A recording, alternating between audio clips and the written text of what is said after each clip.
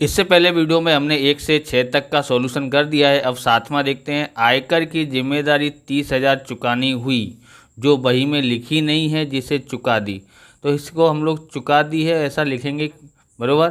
तो उसके लिए हमको क्या करना पड़ेगा, इसका करना पड़ेगा यहाँ वसूली खाता उधार करना पड़ेगा, और इसमें चुका दिए तो रोकड़ जाएगा, इसलिए रोकड़ खाते का, रोकड़ गया तो रोकड़ खाते का, इस तरह से इसका एंट्री करना पड़ेगा। चलिए करते हैं एंट्री। यहाँ आपको पता तो पड़ा है 7वें में सवाल में क्या बोला है कि रोकड़ चुका दी, मतलब रोकड़ गया है। तो रोकड़ गया देख तो आपको समझ में आया कि रोकड़ खाते का आएगा, यानी रोकड़ खाते जमा होगा। तो वसूली खाते क्या हो जाता है, उधार हो जाता है। वसूली खाता उधार कितना होगा, 30,000 होता है। ओके, 30,000। उसके बाद देखते हैं, लिखते हैं रोकड़ खाते का। रोकड़ खाते का कितना आएगा, यहाँ पर 30,000 आ जाएगा। ओके, तो यहाँ विवरण के लिए जगह छोड़ देते हैं। विवरण आपको लिखना हो तो लिख सकते हैं, नहीं लिखना हो तो वैसे बोला नहीं जाता लिखने के लिए। अब 8वां देखते हैं। 8वें में क्या बोलता है यहाँ पर, तो 8वें में बोलता है विसर्जन के समय सभी दायित्व साझेदार की लोन चुकाने के बाद संपत्ति में वृद्धि हुई है। संपत्ति में वृद्धि हुई है 1,20,000 बराबर रहती है। तब साझेदार ABC के लाभ हानि का प्रमाण 5:3:2 के है, इसके निपटारे की प्रविष्टि करना है। यानी तीनों साझेदारों को ये हमको 1,20,000 बांटना है। तो कैसे बांट सकते हैं, साझेदारों को पूंजी बराबर इसको लिखेंगे, क्या लिखेंगे, वसूली खाता उधार लिखेंगे, और ए की पूंजी खाता, बी की पूंजी खाते, सी की पूंजी खाते जमा करेंगे इनके अनुपात के अनुसार, बराबर। जब भी इस तरह से संपत्ति में वृद्धि आती हो तब इस तरह से बांट दिया जाता है। तो यहाँ लिखते हैं, क्या लिखेंगे, वसूली खाते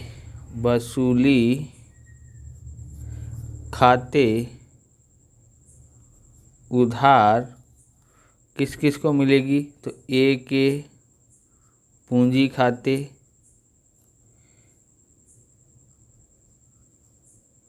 का, बी के पूंजी खाते का, बी के पूंजी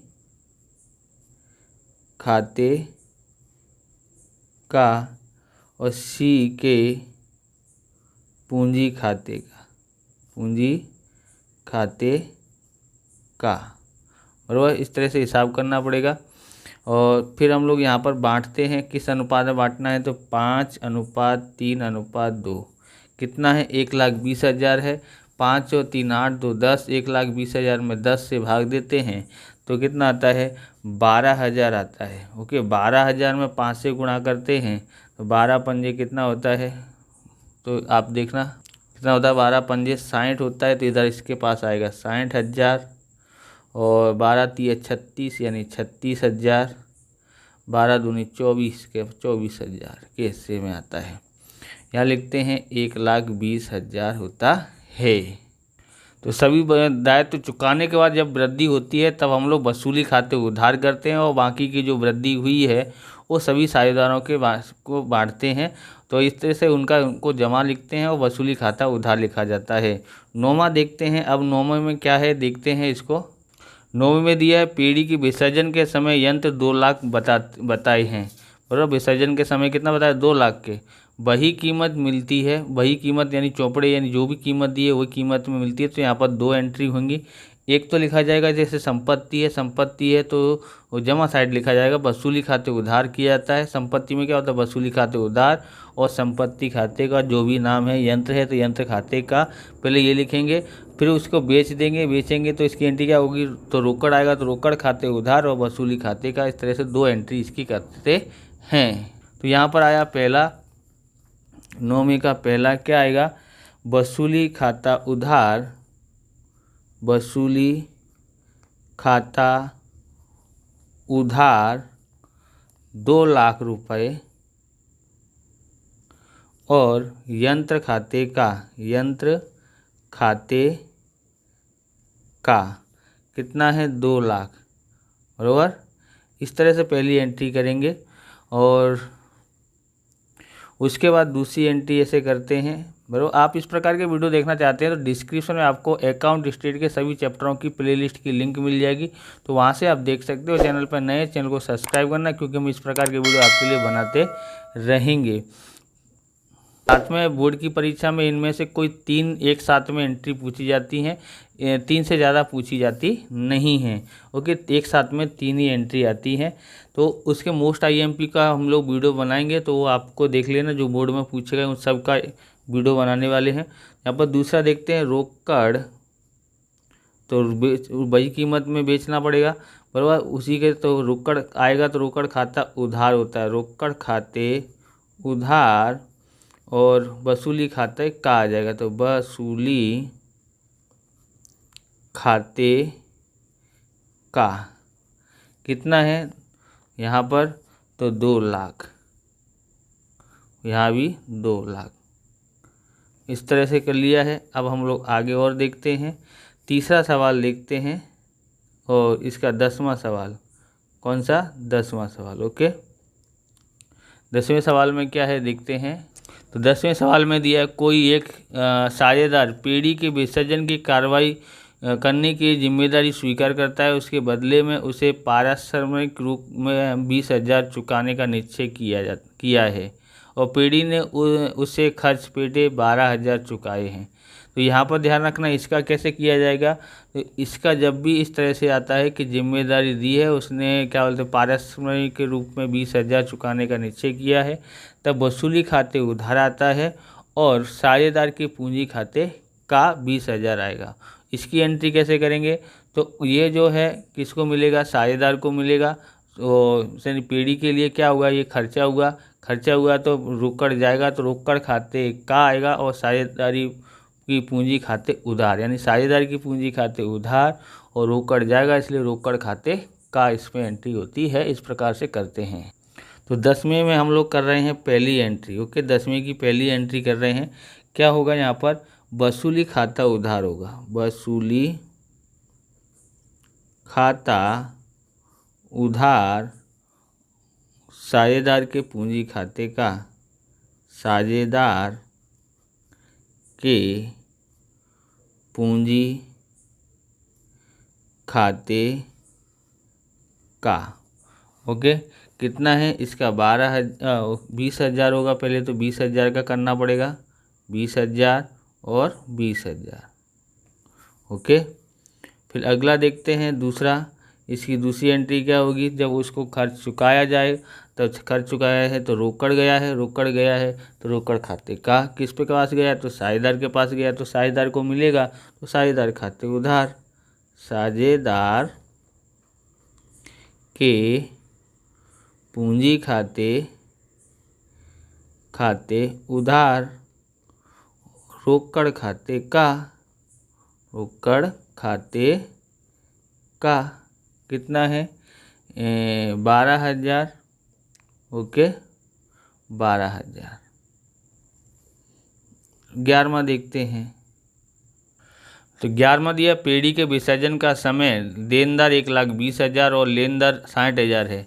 एक साझेदार 20% कम कीमत पर से देनदार लेकर लेनदारों को चुकाता है। तो इनमें से यानी कि देनदार ले लेता है और लेनदार को वो चुका देता है, पर कितनी रकम देता है वो, 20% कम कीमत से, बराबर। यानी इसने देनदार ज़्यादा, इसको फ़ायदा होगा, तो इसने कितना होगा, तो 20% कम कीमत पे इसने लिया है, और बाकी के फिर देनदार को चुका देता है। तो इसकी एंट्री कैसे, देखो पहले सबसे पहले ये देखो, ये संपत्ति है तो वसूली खाते उधार और संपत्ति खाते का, बराबर। संपत्ति का नाम देनदार है, तो एक तो इसकी एंट्री हो जाएगी। और लेनदार की क्या होगी, तो दायित्व तो इसलिए लेनदार खाते उधार वसूली खाते का, ये से एंट्री हो गई। अब दूसरा जो है चुकाएगा, बराबर। तो चुकाएगा तो क्या होगा यहाँ पर, तो यहाँ पर लेनदार को चुकाएगा, पर मिलेगा किससे, देनदार से। तो देनदार से मिलेगा तो हम लोग क्या करेंगे कि साझेदार के पूंजी खाते, तो ये ले जा रहा है इसलिए साझेदार का पूंजी खाते और वसूली खाते का। फिर लेनदार को चुकाएगा तो क्या होगा, वसूली खाते उधार साझेदार के पूंजी खाते का। इस तरह से एंट्री करते हैं। तो संपत्ति और दायित्व को ध्यान में रखोगे तो क्या होगा, तो आप यहाँ पर लिखेंगे 11वां सवाल है ये। ओके, 11वें का पहला। ओके, क्या है यहाँ पर, पहला होगा वसूली खाते उधार, वसूली खाते उधार, और देनदार खाते यानी कि संपत्ति खाते जमा होता है तो देनदार खाते का कितना है, देनदार 1,20,000 है, 1,20,000, 1,20,000। ओके, पहली एंट्री हो गई है।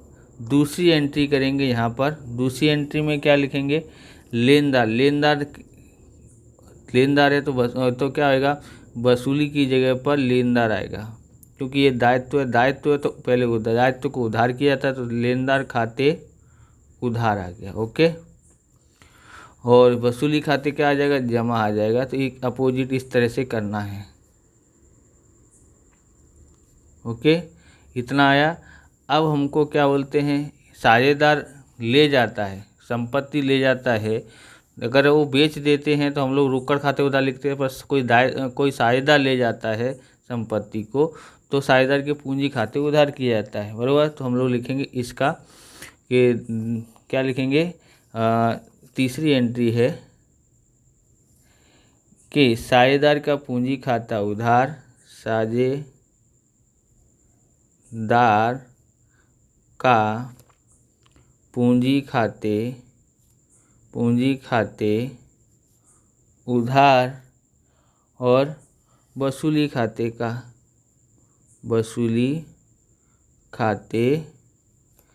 का। ओके, अब यहाँ पर आपको ध्यान रखना है कि 1,20,000 था, उसका 20% कम करते हैं तो 1,20,000 तैयार करते हैं। 1,20,000 माइनस 20% कितना आता है, 96,000 आता है। तो यहाँ लिखते हैं 96,000, 96,000। ओके, ये हो गया हमारा। अब आगे देखते हैं, आगे हमारा पास कौन सा है, तो ये है हमारे पास चौथी एंट्री। अब किसको चुकाया जाएगा, लेनदार को। तो यहाँ पर देखोगे लेनदार खाते उधार है, वसूली खाते का है। ओके, तो वसूली खाते उधार आ जाएगा, वसूली खाते उधार। अब ये लेनदार को चुकाने का दायित्व किसने लिया है, तो साझेदार ने लिया है, तो साझेदार के पूंजी खाते जमा आएगा। लिखेंगे साझेदार के पूंजी खाते का, अगर पीढ़ी चुका देती तो रोकड़ खाते का आता। ओके, इस तरह से लिखा जाता था। कितना है, तो जितने यहाँ पर लेनदार कितने थे, लेनदार थे 60,000 के। ओके, लेनदार कितने के थे, 60,000 के। तो 60,000 यहाँ पर लिखेंगे, दोनों जगह पे यहाँ लिखा नहीं था तो यहाँ भी लिखते हैं कितना, 60,000। ओके, 60,000 हो गया। अब हम लोग देखते हैं 12वां में क्या करना है, देखते हैं। तो यहाँ पर क्या दिया है, आर, बी और आई साझेदार के बीच लाभ हानि का वितरण 3:2:1 के प्रमाण में होता है। निम्नलिखित बाकियां का निपटारा करो। सामान्य अनामत है, तो सामान्य अनामत को बांटेंगे, बराबर, किसमें, पूंजी खाते में। तो सामान्य अनामत खाते उधार, तीनों साझेदार की पूंजी खाते का, इस तरह से करना है। लाभ हानि खाता उधार बाकी है, यानी कि ये हानि है। हानि होता है तो ये देखो, ये पक्की तलपट में क्या लिखा जाता है, दायित्व की तरफ लिखा जाता है, और ये हानि हुई तो संपत्ति की तरफ लिखा जाएगा। तो ये देखोगे तो ये जो है ना, इसका उल्टा होगा। तो क्या होगा, सभी साझेदारों की पूंजी खाते उधार होगा, और ये हानि हुई है तो ये हानि खाते जमा होगा, बराबर, उधार बाकी है। तो अब यहाँ पर आता है कारीगर अकस्मात मुआवजा फंड। इसी तरह से इसका करेंगे सामान्य अनामत की तरह, तीनों में बंटवारा करते हैं। तो देखिए कैसे करते हैं। तो मई 2021 में पूछा गया सवाल है बोर्ड की परीक्षा में। तो सबसे पहले हम लोग 12वां है, ये हमारा 12वां का पहला है। ओके, 12वें का पहला है, सामान्य अनामत का कर रहे हैं तो लिखेंगे सामान्य अनामत खाते उधार कितना है, 18,000 है। ओके, अब आर के पूंजी खाते का, दूसरा कौन है, बी, बी के पूंजी खाते का, फिर आई के पूंजी खाते का, बराबर। किस अनुपात में बांट रहे हैं, 3:2:1 में बांटना है। तो कितना होगा, 3 2 5 और 1 6, 6 से भाग देंगे 18,000 में, तो कितना आता है 3,000। 3,000 गुणा 3 से करते हैं तो 9,000 आ जाएगा। ओके, 3,000 गुणा 2 से करते हैं तो 6,000 आ जाता है। 3,000 एकन 3,000 हो जाएगा। इस तरह से तीनों को बंटवारा किया है। ओके, अब यहाँ पर हानि हुई है तो यहाँ सामान्य अनामत खाते उधार किया। अगर लाभ होता तो लाभ भी इसी तरह से करते, पर ये हानि हुई है तो हानि हुई है तो तीनों साझेदार खाते उधार आएंगे। तो आर के, दूसरी एंट्री है ये, के पूंजी खाते उधार, बी के पूंजी खाते उधार और आई के पूंजी खाते उधार। ओके, क्या आएगा यहाँ पर, लाभ हानि खाते का, लाभ हानि खाते का कितना था, लाभ हानि खाते का तो 12,000 था। किस अनुपात में बांट रहे हैं, 3:2:1 में।